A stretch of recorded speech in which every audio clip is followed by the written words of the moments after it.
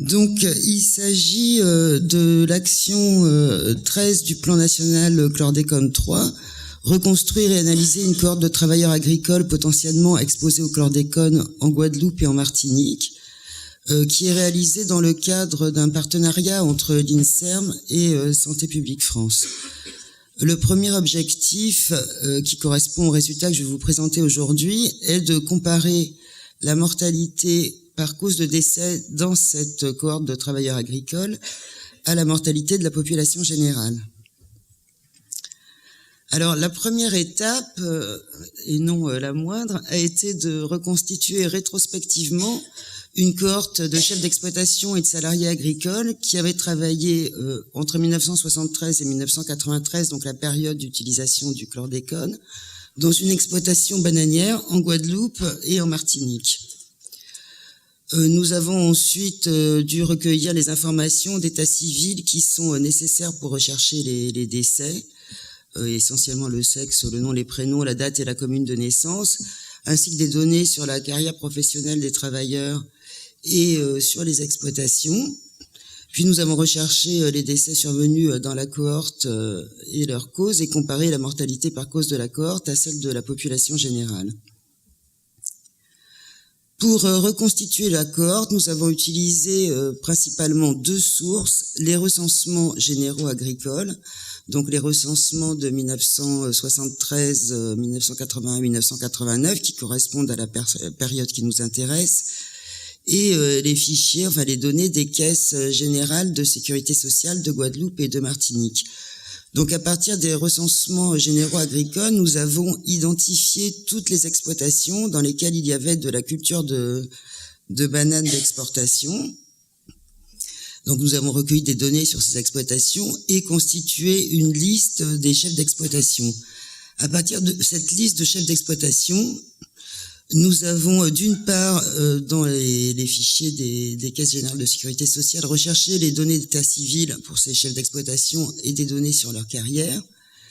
Et par ailleurs, nous avons toujours, dans les CGSS, examiné année par année les déclarations annuelles de données sociales correspondant aux chefs d'exploitation pour identifier les salariés des exploitations et ainsi établir une liste de salariés pour lesquels, de la même façon, nous avons recherché les données d'état civil et les données de carrière. Bon, je n'entre pas dans les détails, je voudrais juste signaler que la quasi-totalité des informations étaient sous forme, des informations papier. Donc la reconstitution de cette cohorte a été un travail qui était extrêmement long et fastidieux. Donc nous avons finalement identifié 14 779 travailleurs, après exclusion de travailleurs qui avaient des données d'état civil incomplètes et de doublons identifiés a posteriori. La cohorte finale comporte 13 417 travailleurs. La cohorte comprend un peu plus de 20% de femmes. La quasi-totalité, pratiquement 95%, sont nés en 1960 ou avant. La cohorte est composée d'un nombre à peu près égal de salariés et de chefs d'exploitation, avec un peu plus de travailleurs en Martinique ou en Guadeloupe, en fait plus de salariés en Martinique ou en Guadeloupe, essentiellement parce qu'en Martinique, on a des exploitations de taille plus importante. Malgré tout, les exploitations sont majoritairement de petites exploitations puisque plus de la moitié ont 1 hectare ou moins de surface cultivée en bananes. Donc pour rechercher le statut vital, c'est-à-dire savoir si la personne est vivante ou décédée, nous avons utilisé le répertoire national d'identification des personnes physiques de l'INSEE et nous avons retrouvé 6070 décès entre 1973 et 2016. Les causes de décès sont gérées en France par le Centre d'épidémiologie sur les causes médicales de décès de l'INSERM. Alors malheureusement, actuellement, les décès des résidents des DOM ne sont disponibles que pour la période 2000-2015. Le CPDC est en train d'intégrer les décès des DOM pour la période 1980-1999, mais ce travail n'est pas encore terminé. Donc, les résultats que je vais vous présenter portent sur la période 2000-2015. Donc l'analyse a concerné les 11 112 travailleurs qui étaient encore vivants au 1er janvier 2000, donc qui ont été suivis jusqu'au 31 décembre 2015, soit environ 150 000 personnes années. Donc au cours de la période, nous avons identifié 3 647 décès. La cause de décès a été retrouvée pour 3 610 d'entre eux, soit 99%, ce qui est satisfaisant. Et nous avons ensuite calculé des ratios de mortalité standardisés, donc des SMR, hein, on utilise les initiales qui correspondent au terme anglais. La population de référence est la population générale de Guadeloupe et de Martinique, et les SMR ont été calculés séparément pour les hommes et les femmes en prenant en compte l'âge et la période. Bon, je fais juste un petit rappel pour expliquer que le SMR, c'est pour une cause donnée le rapport du nombre de décès effectivement observés dans la cohorte sur le nombre de décès attendus, c'est-à-dire le nombre de décès qu'on attendrait si la mortalité était la même que dans la population générale. Donc si le SMR est égal à 1, la mortalité de la cohorte est la même que la mortalité de la population générale. Si le SMR est supérieur à 1, on a un excès de décès dans la cohorte, et si le SMR est inférieur à 1, un déficit de décès. Et pour savoir si ces excès ou ces déficits sont statistiquement significatifs, on calcule un intervalle de confiance pour le SMR. S'il contient la valeur 1, le SMR n'est pas significativement différent de 1, et donc la différence avec la population générale n'est pas significative. Alors d'abord pour la mortalité toute cause, donc l'ensemble des décès, toutes causes de décès confondues. Donc chez les hommes, on attendrait, si la mortalité était la même que dans la population générale, 3155,5 décès.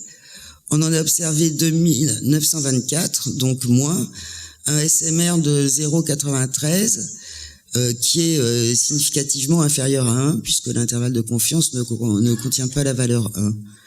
Alors, il est habituel dans des cohortes professionnelles d'observer pour la mortalité toute cause un SMR inférieur à 1. C'est un phénomène qui est connu, qu'on appelle l'effet du travailleur sain.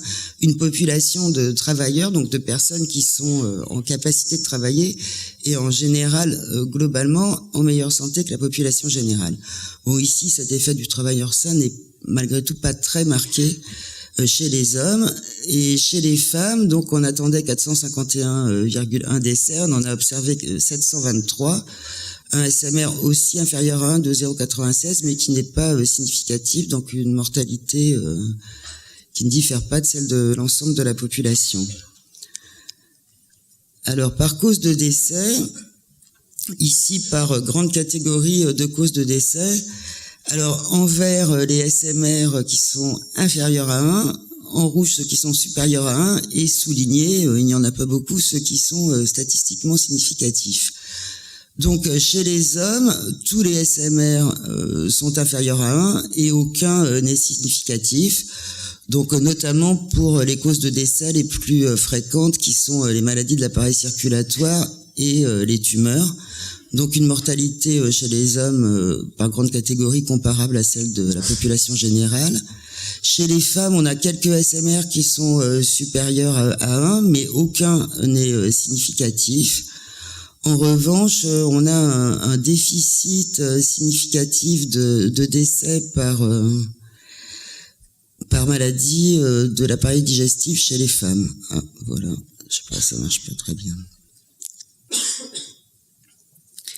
Donc la mortalité par cancer a été étudiée de façon plus détaillée. Bon, les SMR n'ont pas été calculés lorsqu'on avait moins de 3 décès observés. Chez les hommes, on a des SMR supérieurs à 1, donc des excès de décès mais non significatifs pour les cancers de la cavité buccale et du pharynx, de l'estomac, de la vessie et pour les hémopathies malignes. Pour les cancers de la prostate, le SMR est de 1, alors en fait très légèrement supérieur à 1, de 1,004 exactement, mais bien évidemment non significativement différent de 1. Et on a un déficit significatif de décès par cancer du foie chez les hommes.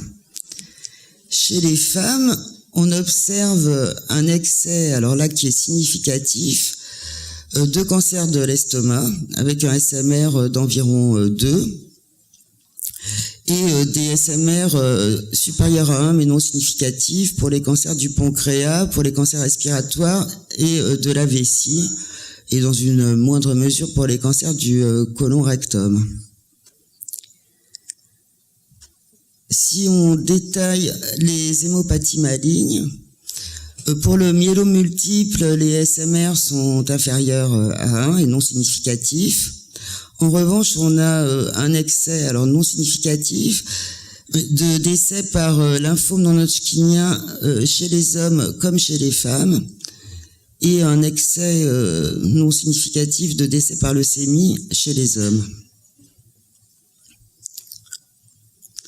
Bon, alors je voudrais d'abord rappeler que ces résultats sont des résultats préliminaires et que en l'état actuel, ils ne doivent pas être interprétés en termes de lien entre l'exposition au chlordécone et des pathologies. D'abord parce que, bon, ils ne portent que sur la période 2000-2015, mais surtout parce que pour l'instant, l'ensemble des travailleurs ont été analysés ensemble.